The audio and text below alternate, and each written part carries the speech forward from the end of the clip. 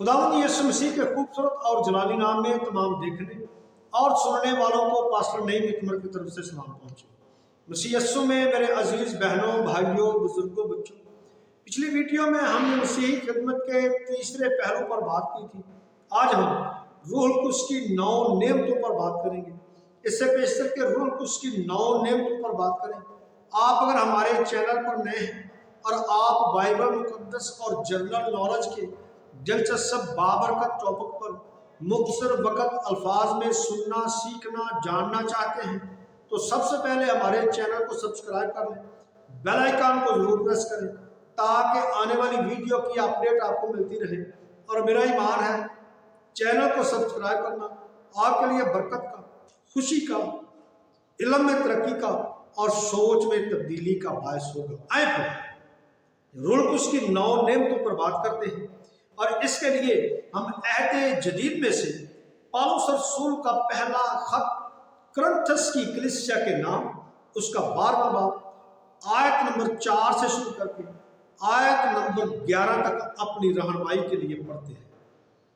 कलामे खुदा में लिखा है, नेमतें तो तरह तरह की हैं मगर रूह एक ही है, और खिदमतें भी तरह तरह की हैं मगर खुदावंद एक ही है, और तस्वीरें भी तरह तरह की हैं मगर खुदा एक ही है जो सब में हर तरह का असर पैदा करता है।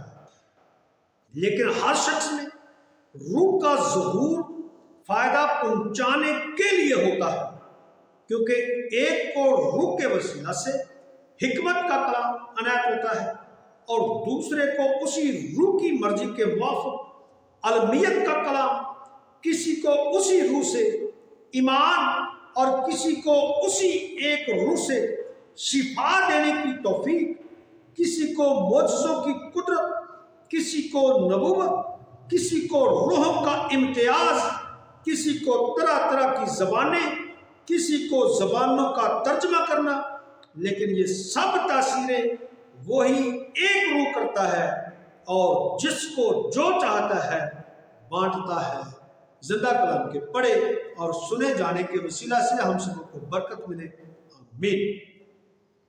याद रहे कि रूहुल कुद्स की 9 नेमतों को 3 हिस्सों में तकसीम किया गया है। नंबर 1 सूती यानी आवाजदार नेमतें, नंबर 2 मकाशफाती नेमतें और नंबर 3 कुव्वत से भरपूर नेमतें। सबसे पहले हम सूती यानी आवाजदार नेमतों में कौन कौन सी नेमतें शामिल हैं इन पर बात करते हैं। और याद रहे तरह तरह की जबानें बोलना यह सूती नेमतों में शामिल है, यह गैर जबानें बोलना यह सूती नेमतों में शामिल है। और याद रहे तरह तरह की जबानें बोलना माफोकल फितरत काबिलियत है और यह बगैर सीखे आसमानी या जमीनी जबानों में दवा करने, तर्जमा करने और नबूवत करने पर मुश्तमिल है। गैर जबानें बोलना रूहुल कुद्स के बपतिस्मा का इजहार है और इसका मतलब है ईमानदार हकीकी तौर पर रूहानी बपतिस्मा का तजर्बा हासिल कर चुके हैं, इसलिए वो तरह तरह की या गैर जबानें बोलते हैं। याद रहे तरह तरह की जबानें बोलना बुनियादी तौर पर दवाइया नेमत है और इसका ताल्लुक तर्जमे और नबूवत से भी है। और याद रहे जब गैर जबानों में नबूवत हो रही हो उस वक्त तर्जमा बेहद जरूरी हो जाता है ताकि लोग समझें और कलीसिया तरक्की करे। और याद रखें रूहुल कुद्स की कुदरत से बोली जाने वाली गैर जबानें या गैर जबानों का तर्जमा इंसानी अकल से बिल्कुल नहीं किया जा सकता, बल्कि ये पाक रूह की कुदरत से ही मुमकिन है। कभी कभार गैर जबानों में नबूवत करने वाले खुद ही गैर जबानों में की जाने वाली नबूवत का तर्जमा करते हैं। बाज़ औक़ात कोई दूसरा शख्स उस नबूवत का तर्जमा करता है। और नबूवत भी एक माफोकल फितरत काबिलियत है जो खुदा के कलाम के जरिए से लोगों की तरक्की, नसीहत और तसल्ली के लिए होती है। इस नेमत से मुराद पाक रूह की मदद से इल्हामी तकरीर करना है। नंबर 2, कुव्वत से भरपूर नेमतें, इनमें मौजों की कुदरत, ईमान और शफा की नेमतें शामिल हैं। इन नेमतों का इजहार भी दूसरों की भलाई के लिए होता है, क्योंकि इन नेमतों के जरिए खुदा की कुव्वत कलीसिया के लिए बरकत और उनके मसाइल का बायस होती है, या उनके मसाइल के हल का बायस होती है। याद रहे, मौजों की कुदरत आर्जी तौर पर कानून कुदरत को तोड़कर अलाही काम करने का नाम है। मसलन कुलजम को 2 हिस्सों में तकसीम कर देना, सूरज का 10 दर्जे पीछे को लौट जाना, यकदम बीमारी का खत्म हो जाना, या मुर्दों का जिंदा हो जाना, या मुर्दों का जिंदा किया जाना, मतलब खिलाफ अक्ल काम का हो जाना मुआजिज़ा है। और ये रूहुल कुद्स की कुदरत से मुमकिन है, ये रूहुल कुद्स की कुदरत से हो सकता है।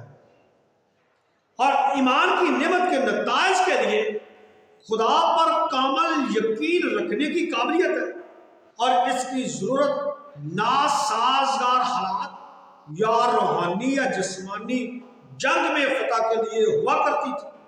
यह नेमत ऐसे कामों के वाक़या होने के लिए ईमान की कुव्वत देती है जो इंसानी कुव्वत और सलाहियत से बाहर हो।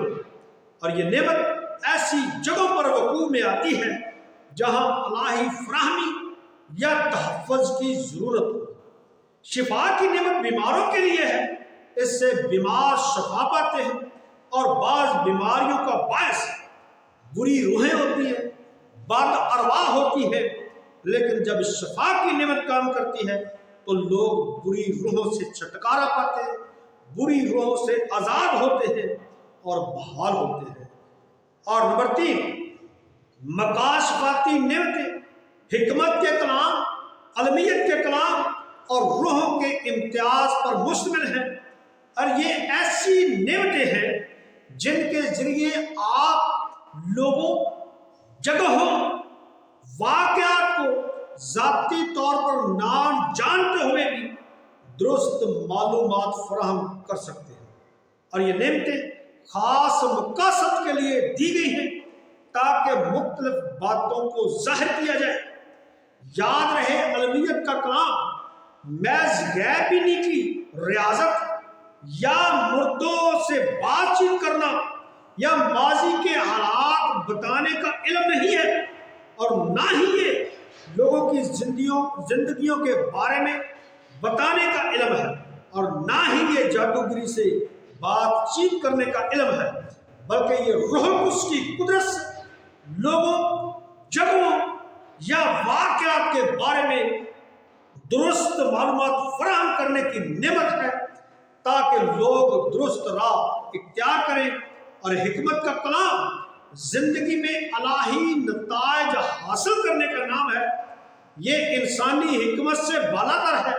इस नेमत के बायस खुदा की मर्जी के मुताबिक नताइज हासिल किए जाते हैं, और इसका तल्लुक अमूमी तौर पर मुस्तकबिल की बातों से होता है।